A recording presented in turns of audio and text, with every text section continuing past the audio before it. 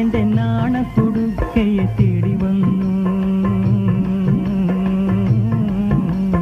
വീട്ടിലൊരു തെരുമില്ലാത്ത നേരത്ത് വിരുന്നിനെന്തിനു വന്നു. ദാഹത്തിനിത്തിരി ഇളനീര് ചോദിച്ച് വാതിൽക്കലെന്തിനും നിന്നു. കാണാൻ ഒന്നു കാണാൻ എന്റെ നാണത്തുടുക്കയെ തേടി വന്നു.